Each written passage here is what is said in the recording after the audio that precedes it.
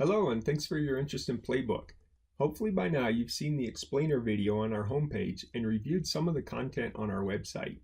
If so, you might have seen from our case studies that we make some pretty significant claims in terms of Playbook's ability to shorten development cycles. I know some of them might be hard to believe, but once you've seen what's different about Playbook, you'll understand how it works and why it can get those results. I know you want to see the software, but I promise you it's going to look so simple that you won't believe it can generate any result, much less what we claim. So I found it's better to start by showing you two paradigm-shifting concepts around what causes late projects. So let's cover those first. One of the problems we mentioned in the explainer video is that the work in new product development is invisible, so we can't even see when projects are stalled. That's important because it turns out there are four major causes of late projects. Number one, people have incorrect priorities, so they are working on the wrong thing at the wrong time. Number two, people have the correct priorities but are multitasking and therefore slowing everything down. Number three, people have the correct priorities but they aren't available, so the work is sitting idle waiting to be worked on. And number four, unexpected technical issues. The first three items only cause the project to slip one day each time they occur, but the fourth item can cause delays of days, weeks, or even months at a time, so you would expect it to have the biggest impact on our projects. But you'd be wrong. See, even though any of the first three only cause a one-day delay each time they occur, their cumulative impact over time adds up to be significantly more than the delays caused by the unexpected technical issues. Now I know that's hard to believe, so let's think about how it happens. Imagine there are only 10 people in this company and they're each on 3 projects. If each person only has 10 tasks per project, there would literally be 300 possible tasks for people to choose from.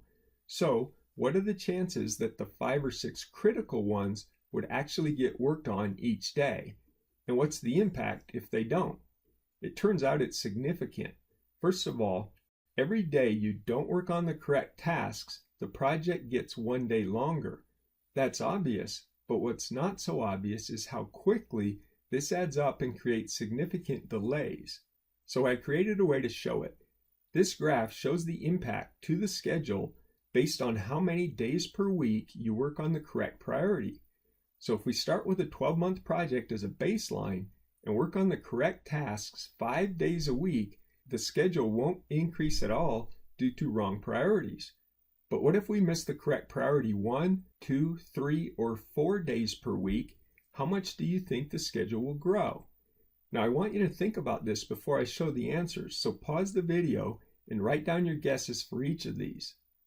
Are you ready? There's the impact. Kind of hard to believe, isn't it?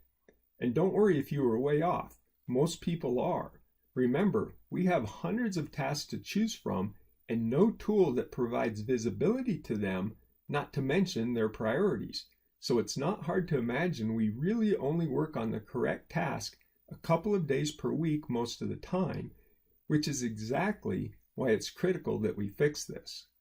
Now think of the work on your plate. Do you know which tasks are truly holding up a project and which ones aren't? Better yet, this would be a good place to pause the video again and go ask your teammates or project manager or boss if they know as well, and then have them take this test. By the way, remember that case study that had a development time 85% faster than their industry average? If you increase the number of days you work on the correct priority from 1 day per week to 5, you will literally shorten your development time by 80%. Granted, you still have to do a lot of other things right to get results like they did, but at least you would have eliminated the problem of daily slips. And the good news is, it's not that hard to do. In fact, the best way to understand how Playbook works is with an example from manufacturing. Now hopefully you've had a chance to observe your production facility because they are the masters at getting work through a system, and there's a lot we can learn from them. So let's take a look at a simplified production model of a company that makes this product. It has 3 parts in it, and each part goes through 5 steps before it can be assembled and sold. And each part is made on its own line, and each product has to have matching colors. So when production starts, the work will move through the factory like this until the first one is done and we can sell it. Now then, on the next slide, I'm going to show a bottleneck on the production floor, and I want you to tell me where it is as soon as you see it. Just say what row it's on and what step it's in. Are you ready? Where is it? Exactly, B3. It takes most people less than a second, even if they've never worked in manufacturing. So think about that. They can see a bottleneck the instant it forms, and in most companies, someone would pull a cord and stop production, and everyone would run over and fix the problem, and they would be back up and running in minutes. That's so important, I'll repeat it. Production can see bottlenecks instantly and fix them in minutes. So now let's try to do the same thing in R&D at the same company. But instead of showing you the production floor, I'm going to show you the floor plan of R&D. Are you ready? Where is it? I know, that's not fair. There's not enough information. So how about now? We still can't see it, can we? And now the problem should be obvious. Invisible work makes it impossible to respond. And this is where most companies are stuck. But don't worry, there is a solution. In order to solve this problem, we have to answer 3 questions.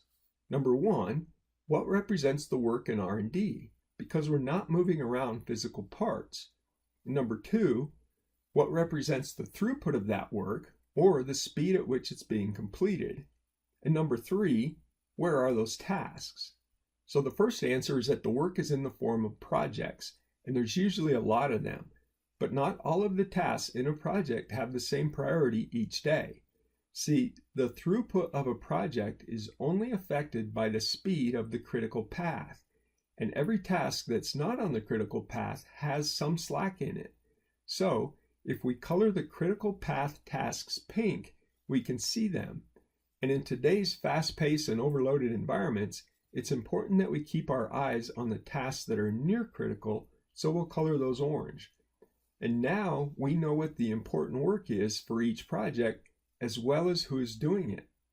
So a snapshot of this company on Monday morning might look like this, but things change rapidly, so Tuesday might look like this, Wednesday like this, and Thursday. But look what happened on Friday. A bottleneck formed. This person ended up on the critical path of 3 projects. So if any of these tasks are going to take more than a couple of hours, 1 or 2 of the projects are going to slide. But we saw it right away, so we have the opportunity to clear the bottleneck by getting 2 people to help out. So now, just like in production, we can see the bottlenecks as soon as they form and fix them before they cause any delay. So let's summarize what we just learned. First of all, there are so many tasks to choose from, it's impossible to guess which ones will impact the schedule.